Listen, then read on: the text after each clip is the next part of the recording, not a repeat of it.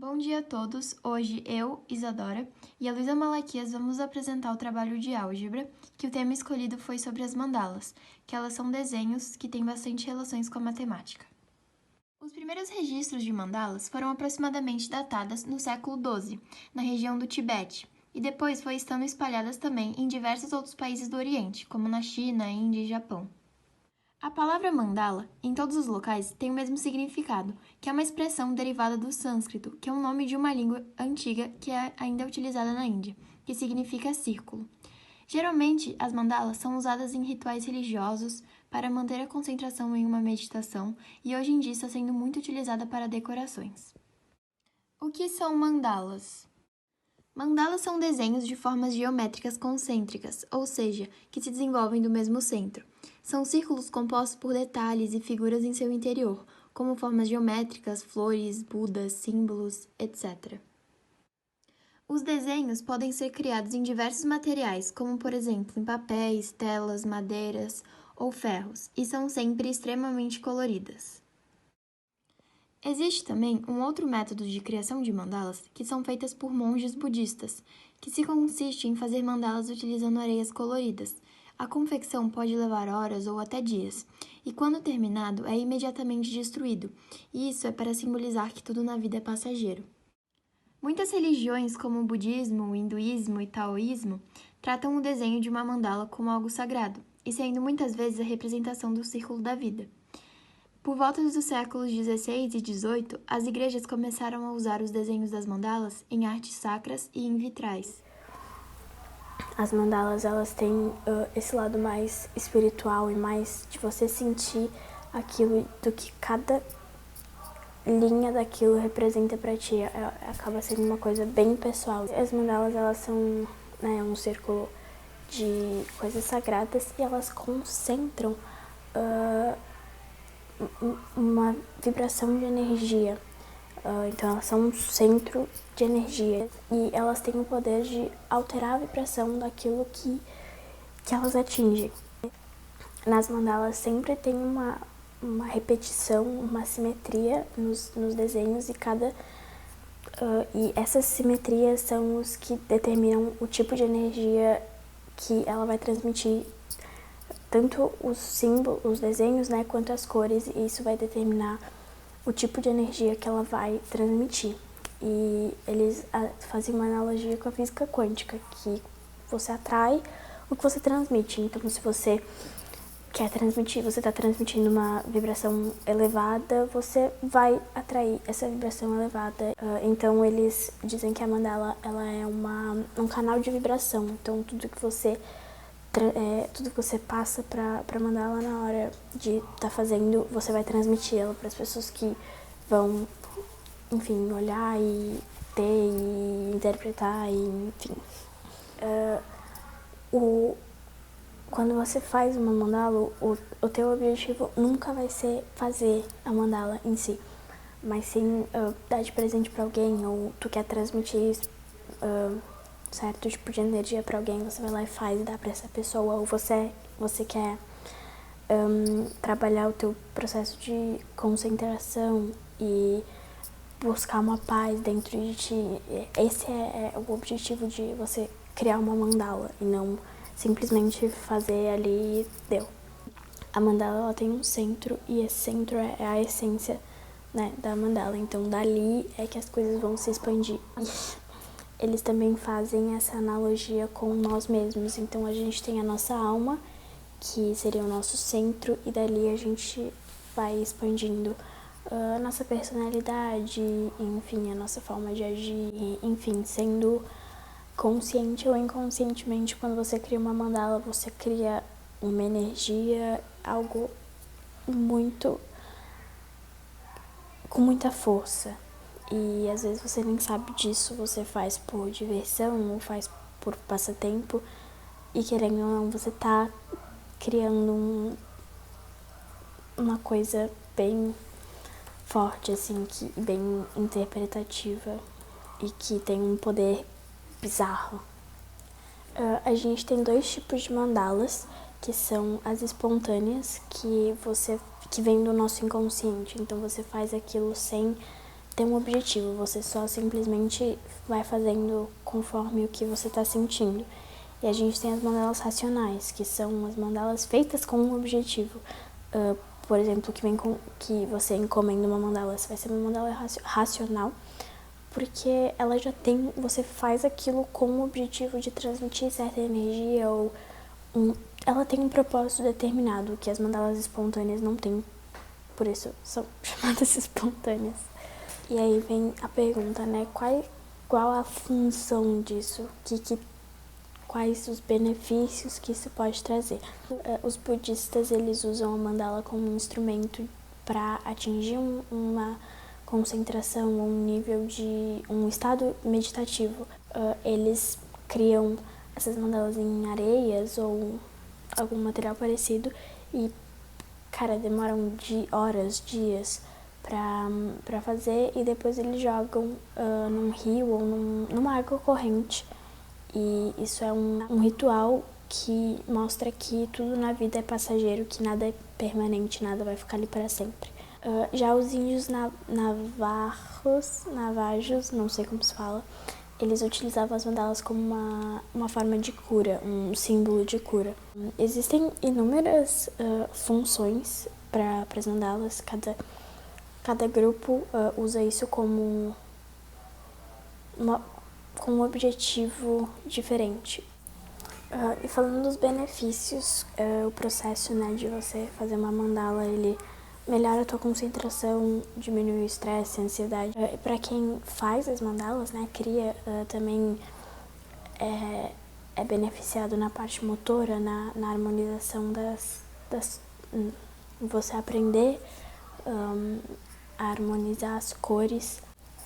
Falando de cores, elas podem ser divididas em 3 grupos, estimulantes, calmantes e equilibrantes. E, enfim, tem infinitas, né, possibilidades de cores que tu pode usar, mas, assim, tem as principais que estão dentro desses 3 grupos. E as estimulantes são vermelho, laranja e amarelo. As calmantes são azul, índigo e violeta. E as equilibrantes é o verde. O vermelho, ele é uma cor ativadora e estimulante, mais voltada para o corpo físico e plano da matéria. Falando de fins terapêuticos, o vermelho, ele elimina, ele afasta energias depressivas e melhora a carência de ferro no organismo. O vermelho, ele é considerado a cor da paixão, então ele atua bem com pessoas que têm esse bloqueio na sexualidade, porém, ele é uma cor muito forte e ativa, então ele pode tirar o sono ou causar irritação, então não é recomendado usar eles em ambientes para descanso, por ser uma cor realmente bem forte. O laranja também é uma cor ativadora, mas ao contrário do vermelho, ele não só atua no campo físico, material, como no mental. O laranja, ele regenera e ele distribui a energia. Para fins terapêuticos, ele auxilia pessoas que estão meio perdidas e sem rumo, principalmente no âmbito profissional. Ela desenvolve força de vontade, entusiasmo. Assim como o vermelho, ela também é uma cor bem forte, então ele não é recomendado também usar em lugares de descanso por poder causar insônia, e também não é indicado usar com pessoas muito emotivas. O amarelo, ele é a cor da inteligência, então ele aumenta a capacidade do raciocínio e comunicação. Além de ser uma cor expansiva, ela é uma cor mais clara, então acaba sendo uma cor mais alegre, o que afasta muito todos os tipos de energia depressivas e energia negativa. Assim como o vermelho e o laranja também é uma cor muito estimulante, então também não é recomendado usar em espaços de descanso, por poder gerar, além de insônia, pensamentos excessivos, então ele é recomendado usar em salas ou espaços mais abertos. O verde, ele tem uma vibração calmante, né, energética calmante, que por ele ser formado por uma cor quente, o amarelo, e uma fria, o azul, ele tem esse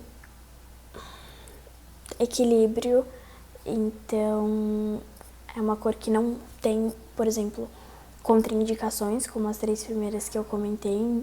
Ele pode ser usado em qualquer ambiente e vai trazer benefício em qualquer um deles.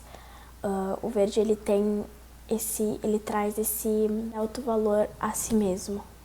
Tanto que, para fins terapêuticos, eles indicam para pessoas que têm baixa autoestima usar bastante o verde.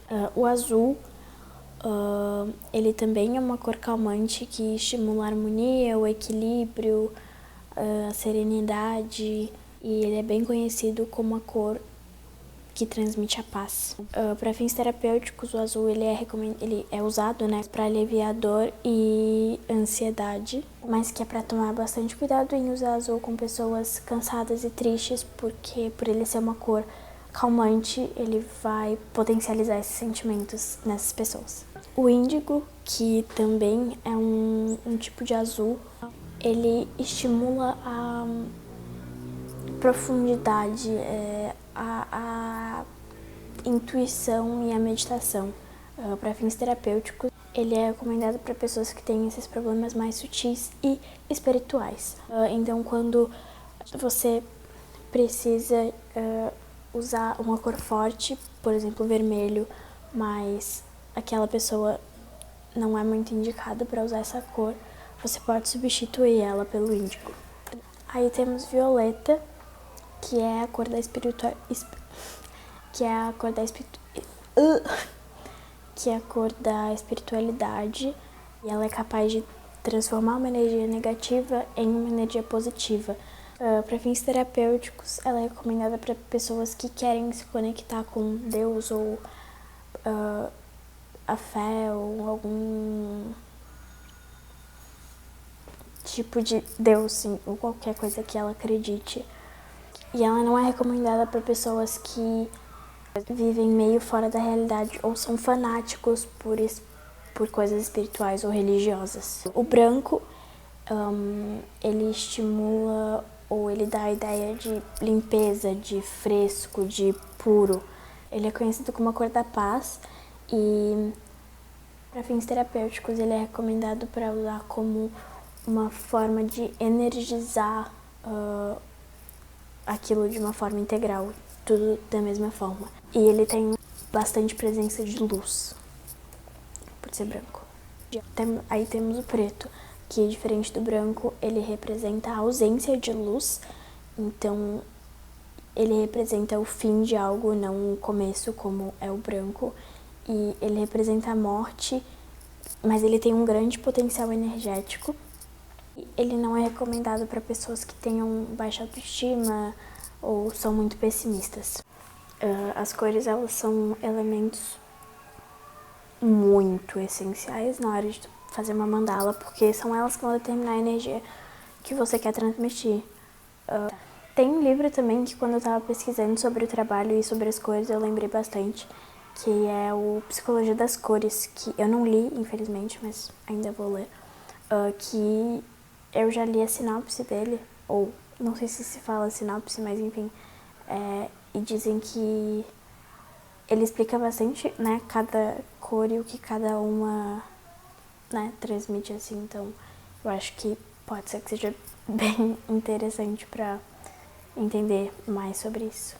O 4, ele é a base que representa a construção e a matéria, e como o 8 ele é o dobro de 4, ele é o resultado dessa construção. Então, o 8 ele representa uma prosperidade, uma autoconfiança, uma superação. Por ser um número par, ele vai trazer uma harmonia e um equilíbrio. O número 8 ele também estimula e atrai energias de persistência, recompensa, merecimento, equilíbrio, vitalidade e todas essas energias relacionadas a isso, né? Esse equilíbrio e enfim.